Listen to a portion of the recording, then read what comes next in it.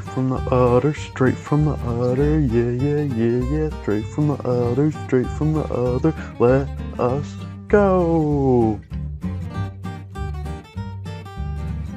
Hey, welcome back, straight from the udder. We got my main man, Log and Mullet-man. So how's everyone doing today? No, I'm doing fine. So, any funny stories from the past week or so, Oh, Log? well, we gotta pick something off from last episode. Oh yeah, Log, you want to pick that up then from the guy Hold with the up, I book? want this one. Let me get the. Oh, let me you get want to the start first this one? You got that one. Yeah. So probably this is referencing back to the book guy. What was it? Customer of the week last week. Yeah. And we labeled him the book guy.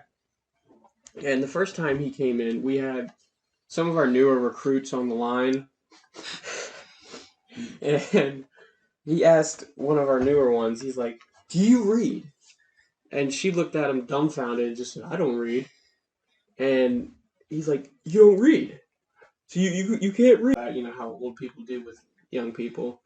And she was finally like, "I don't read, but maybe she does." And she pointed to our another coworker, and she's like, "I don't read either. You guys, does anyone in here know how to read?" And someone spoke up and said, "I know how to read," but it wasn't you, right? No. You don't remember this? I was there. Yeah, someone spoke. It wasn't me. I didn't talk to this man. I thought he was weird, but he ended up being pretty cool. That's my little jab at him. So then next time he comes in, and of course he hands us this postcard again, and he's like, "Follow me on social media, I'll follow you back. Even if you don't want to read my book, just follow me on social media." So me and Mullet-man are like, yeah, sure, no problem. Yeah, we'll definitely do that. Well, I don't have any social media. Mullet-man I followed him. did follow him. So he comes in like, I don't know, like the next week, and he's like, "Man, you didn't follow me on." Oh wait, no, I forgot to tell the when he came in the second time, he was like, "What are you guys' names?" And we told him, he's like, "I like that name, Logan. I like that name. I'm gonna read you a character in that book. In one of my books." To the trash. I'm the one who followed him. He's like, "I like that name. We're gonna use that in your book." I mean, Logan's a cool name, Josh. Yeah, he turns around and he goes, I'm in the Bible. "Like Wolverine, yeah." Oh my god, that was What? yeah. He's like, "I'm definitely using that in my book." So I was like, "Yeah, hell yeah!" And then he comes in the next day and he's like, "You didn't follow me on social media." And I was honest with him. I was like, "I don't have any." He's like, "Don't bullshit me, man." To be honest, I don't think he followed me back. Probably didn't. He's probably followed. He's like, he's trying to get that nice ratio. Your boy Josh followed me back. I was like, "Yeah, well, I don't know what to tell you, man." He's like, "Let me give you another one of my postcards." I was like, "I still have your other ones, guy." He's like, "Don't bullshit me, man." Every time this dude comes in, or any type of like postcard comes over the counter, I always take it and I shove it into Log's bag. And later that night, he always finds him. I always get some text messages and it's like, "Oh, why'd you put this? I found it." Yeah. Oh, that's stupid. I've gotten four of them. All because every time I get one, I put it in his bag. Well, and I've been there all four times he's come in. Well, at least he might have come in more times. Oh, yeah. Okay, so I got two stories from my brother's one friend. 2 stories? And the first one happened when I was down visiting my brother in North Carolina. And I was hanging out with him and his friend. And she gets this text, apparently. Her mom gets hit by a car. And this is like the full story. So apparently she's like crossing the street in this car's street to go left. And they're both just like waiting there, like apparently, neither one wanted to go. So then apparently her mom just like starts crossing the street. Yeah, that's right. And the guy at the same time turns into the oncoming traffic lane and hits her. She flies into the air and bounces, then immediately gets up and says in his window, "Sorry, that was my fault." Wait, she said it? Yeah, she said, "Sorry, that was my fault." Then some other guy jumps out of the car and wants to take her to the emergency room, and the guy who hits her drives around the block and then comes and gets out. She calls her other mom. She has 2 moms. But she calls her other mom because the people think she needs to go to the ER, but they don't want to come out. Then she walks into the driveway and they just come out of the car and start investigating. And it was just like, she got hit, and she's just like, no, I'm just going to keep going. I'm going to keep walking. That's how you assert dominance. Pedestrians have the right of way. And then ended up sending my brother like a Fitbit. Like, she was wearing a Fitbit when walking. There's just like all these like scribbly lines where she got it. It was like circle after circle. And then she did a run on Thanksgiving and improved her minute by a whole minute. Man, that changes you That's when you nice. get hit. So, I mean, maybe that's the way to go. You get hit, and you just improve your time when you run. It's like you got superpowers. Exactly. Oh, I'm gonna go get hit. I'm gonna go get hit. And then me and my brother were joking. We were like, man, if the car ever hit us, we would be playing that thing off. We'd be like, my arm's broken, my arm's broken. Man, I'm never going to be able to walk again. Well, I think her mom just asserted dominance right there, you know, just beefed up, took that hit like a woman and walked it off. Basically. And then the second story, which is my favorite story by far. So it's the same friend's mom. She's going on a hike on her own. And she stops. She's on like a hill, but needs to go to the bathroom. So she pulls down her pants and starts peeing. As you do. Yeah. Oh, Because like no one was around, you know, she was Right. all by herself. mountain lions, baby. Then she slips and falls. So she's peeing, rolling down the hill. Oh my god, like a sprinkler. Oh my god, like a whole sprinkler. Imagine watching this happen. Oh my god, that'd be crazy. That would. Oh my god, that is something right out of the carpet. That is great. So she thinks her wrist might be broken, so you know she goes home. That's the wrist is broken. You think that's the only thing? Her dignity's broken. Probably. My pride would be hurt, especially if I were finished rolling and I just landed face up looking at someone. I would just. I'd be through the roof. So she just like pulled up her pants, just got in the car and started driving home. And then when she got home, she apparently like came in and like pulled down her pants. All these leaves just covered in pee just fell out of her pants.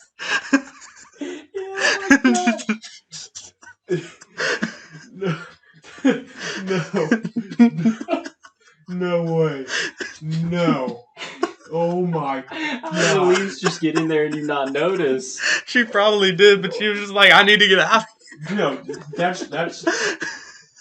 I wouldn't notice either, man. My pride would be so hurt. I'm like, someone would see me roll down that hill, man. Oh my god, sitting there freaking out. So then she goes to the doctor's office, you know, to get her wrist checked out, and she tells them all that's happening, and then the doctor was just like, fell. Instead of writing down exactly what happened on the doctor's note, it was just like, fell.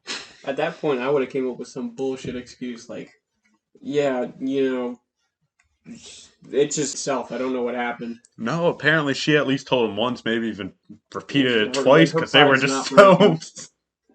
That was, oh my god, just rolling down the hill like She a told the whole story to the doctor? Yeah.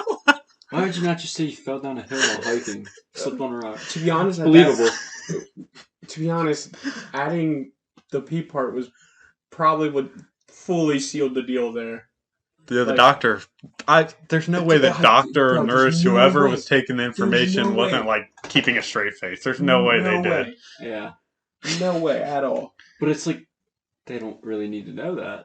Unless there was like, unless she came in like that day and there was like urine all over her. Like, you don't need to know Why do you that. smell like, you know? I would assume she took a shower or something exactly. to clean So off. there's no need. Oh There's no need. Just to spread the joy. Well, hey, I mean, I'm sure it brought a smile to that Here's doctor's a face, leaf so- from what came out of my face. Oh my! Send that to the God. lab. Get it tested. So yeah, that was Josh. Anything good from the past week or so? Any stories of falling, peeing on yourself? You know, if I thought back to my younger childhood. Oh, actually, thinking back to the younger childhood. Oh shit! It's something I'm not gonna remember until he says it. No, this is about your brother and my brother. So remember, we used to have like a tree swing. Oh my god, we had it like a rope. 3 times. So like there's like More than 3 times. a rope with like a little seat attached to it, wrapped around our tree. Looks like a butt plug kind of thing. It was like a disc. Yeah. with a rope on it. It's a rope swing. Yeah, I that's got what you. it was. I don't know why you would describe it as a butt plug. It was shaped like that, you know. So Josh's brother was on this rope, butt naked. And he gets on the swing and starts swinging, and then gets rope burn, in his inner thighs around his private parts.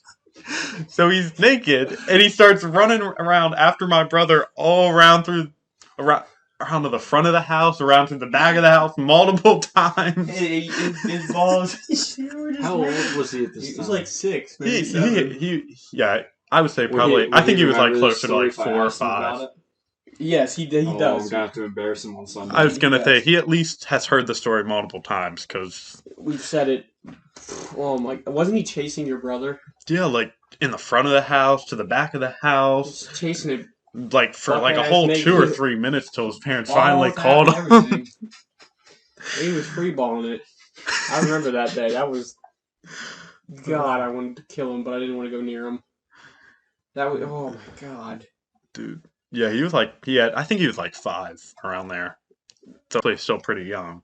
Shortly after this eventful day, the rope swing broke because someone sat on it and it just went fell right to the ground. It broke multiple times, sir. Yeah, I think we had to put it up like 3 separate times. Yeah, and it's not the easiest thing to put up when you're climbing a tree that's just hanging over bare ground.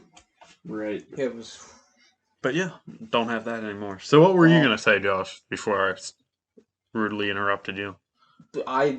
Something about your childhood. If I thought back to my childhood, me running around peeing on things could probably come up a couple times. Oh, I remember. So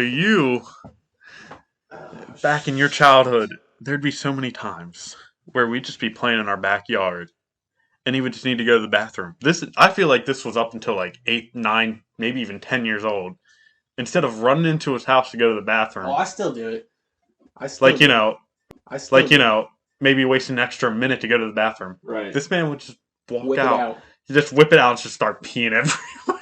I had the decency to look away from Drew, but yeah, no, he would go to some bush or whatever. But turn around. And I still do this till the day. Anytime we're having a campfire or something, I'll be like, all right, I gotta pee. Yo, that reminds me. So I was at this Halloween party. And we all went inside, but the fire was still going, and somebody had to put out the fire. Yeah, you gotta be a fireman. You gotta. I was like, I could just pee on it, so that's what I did. I peed on the fire. My girlfriend got pissed. I know I've asked you this before, but when you peed on the fire, did it climb the stream? Thank God, no, because that would have been horrible. Oh my God, I've seen that in so many movies where you pee on the fire. I heard that if you pee on an electric fence, the electricity will travel the street. I want to try this, but no one around here has an electric fence. All right. So it was in a book that I read in like 6th grade. This kid goes to like his cousin's farm and lives there for like a week, and he pees on the fence and it shocks his wang. But his wang. I forget what it's called. Charlotte's Web. No. Oh, I don't remember what it's called. I'll have to figure it out. But it was pretty funny. I think it was just because I was immature in 6th grade, but I don't think any of us were. I peed on a fire, so that's about the extent of my childhood. Oh, do you remember when we had a party here, and our friend Coco did it? Peed on our fire. Oh yeah, he did. After we burned everything we could find, he goes, you know what? Like, hey, we did that at that party I was at. Yeah, that. With Crocs, and it popped all over my sweatshirt. I got pissed.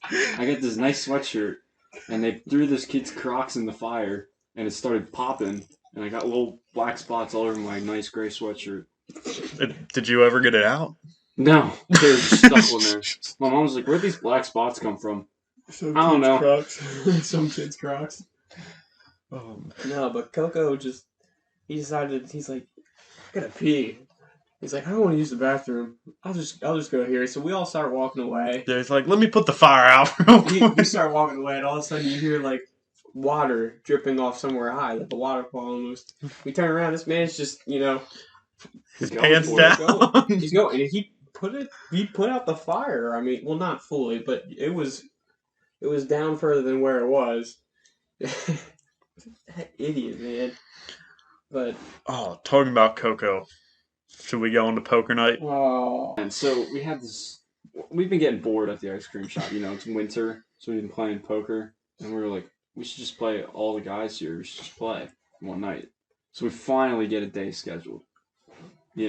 After like 3 weeks of schedule, Yeah, trying yeah, to schedule it. And our one friend, he he's a bit of a partier.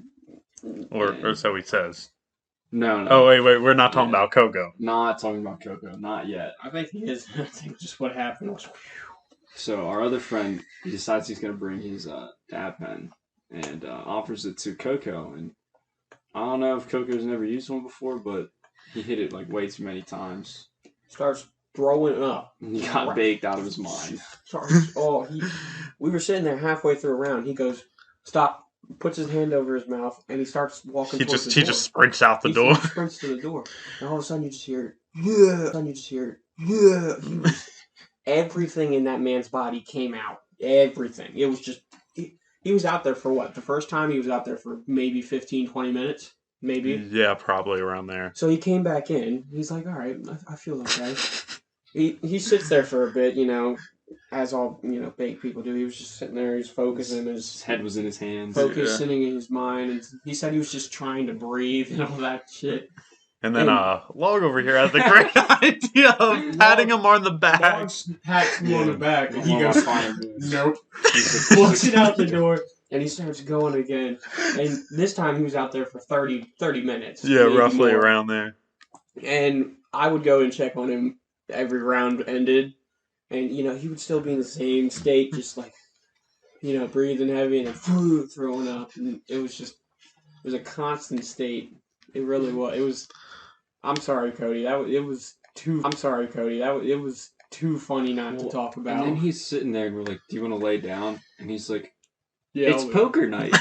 Oh, yeah, it's poker night. So he just sat there for like another, hour. Yeah, and then he finally laid down. But when we asked him, he was like, it's poker where night. would I even lay down? Yeah, I said, first question, just lay down, we'll find a spot. My So he ended favorite, up laying on the floor. or another favorite part of mine was his mom texted him first, asking him, Oh my does he God. need a ride? And then she calls him. He denies the call and is just like, no, playing poker. Yeah, that's all he wanted us to say to her. He finally picked up the call and as composed as he possibly could. Yeah, what was a like, legend, honestly. He's like, I don't need a ride. I'm okay.